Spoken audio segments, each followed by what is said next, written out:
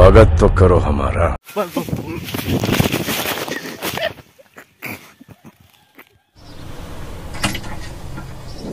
আসসালামু আলাইকুম, কি অবস্থা সবার? আশা করি সবাই ভালো আছেন। নতুন একটা ব্লগ ভিডিওতে আপনাদেরকে স্বাগতম। আজকে সকাল সকাল আমি আর আমার ভাগিনা মিলে বলটাকে গাছের উপর আটকাই দিলাম। যাই হোক, এরপরে আমি আমাদের জমিনে চলে গেলাম। সেখানে আমার বড় ভাই বিভিন্ন চাষবাস করেছে, সেগুলো একে একে দেখতেছিলাম।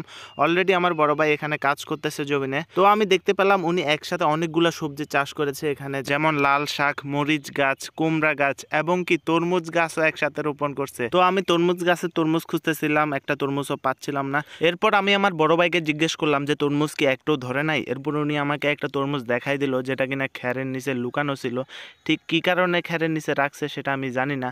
এরপর আমি তরমুজটাকে একটু একটু করে দেখলাম। মাশাআল্লাহ, তরমুজের সাইজটা অনেক সুন্দর ছিল। তবে ভিডিওর পরে যদি তরমুজের কিছু হয়, বড় ভাই আমাকেই ধরবে, বলবে ভিডিও করার জন্যই তরমুজটা নষ্ট হয়েছে। যাই হোক, এরপরে আমার ভাইয়ের ক্ষেতের পাশে অনেকগুলা শিমের গাছ ছিল। সেখানে আমি দেখতেছিলাম কোনো পাখির বাসা আছে কিনা, কিন্তু আমি যেটা দেখতে পেলাম সেটার জন্য আমি মোটেও প্রস্তুত ছিলাম না। হ্যাঁ, এটা বেমরুলের বাসা, যেটাকে আমরা গ্রামের ভাষায় বেঙ্গুলের বাসা বলি। এটা দেখার পরে আমি একটু ভয় পাইলাম, কারণ আমি জানি না এর ভিতরে কয়টা বেমরুল আছে। যদি অনেকগুলো বেমরুল থাকে, একটু নড়াচড়া খাইলেই আমাকে শেষ করে দিত এখানে। সেজন্য আমি আমার বড় ভাইকে ডাক দিছি যে দেখার জন্য এটার ভিতরে আসলে কি আছে। এরপরে উনি একটা লাঠি নিয়ে ভিতরে দেখার চেষ্টা করতেছিল যে আদৌ কোনো বেমরুল আছে কিনা ভিতরে।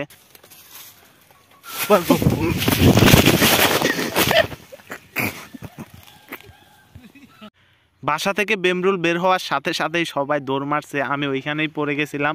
ভাগ্য ভালো ছিল কোনো বেমরুল আমাকে দেখে নাই, নাইলে একেবারে লাল করে দিত। যাই হোক, এই বেমরুলের বাসা ভাঙতেই হবে, কারণ এটা অনেক বিপজ্জনক জায়গায় রয়েছে। কেউ যদি কখনো শিম তুলতে যায় তাহলে তার অবস্থা খারাপ করে দিবে। সেজন্য আমি উদ্যোগ নিছি, যে করেই হোক এই বেমরুলের বাসা আমি ভাঙবো। বড় একটা লাঠি নিয়ে চলে আসলাম বেমরুলের বাসার নিচে, এবং শেষমেশ বেমরুলের বাসাটা ভেঙে ফেলছি আস্তে আস্তে করে। এখন দেখার পালা বেমরুলের বাসাটার মধ্যে কি কোনো বেমরুল অবশিষ্ট আছে কিনা। নাইলে বেমরুলের বাসাটা যখন হাত দিয়ে ধরতে যাব তখন একেবারে লাল করে দিবে। কোনো বেমরুল অবশিষ্ট না থাকার কারণে আমি বেমরুলের বাসাটা হাতে নিই এবং দেখতেছিলাম এই বাসাটা কিভাবে বানানো হয়েছে। বেমরুলরা কোনো অংশে ইঞ্জিনিয়ার থেকে কম না। ওরা বিভিন্ন গাছের গুঁড়া সংগ্রহ করে এবং নিজেদের লালা দিয়ে সেই গুঁড়োগুলোর সাথে মিক্স করে একটা পাতলা কাগজের মতো পদার্থ সৃষ্টি করে। সেই পদার্থ দিয়েই তারা নিজেদের মতো ডিজাইন করে বাসা বানিয়ে থাকে। আশা করি ভিডিওটা আপনাদের পছন্দ হয়েছে। যদি ভিডিওটা পছন্দ হয় অবশ্যই একটা লাইক, কমেন্ট, শেয়ার করে দিবেন। শেষ পর্যন্ত ভিডিওটি দেখার জন্য অসংখ্য ধন্যবাদ। ভালো থাকবেন, সুস্থ থাকবেন। আসসালামু আলাইকুম।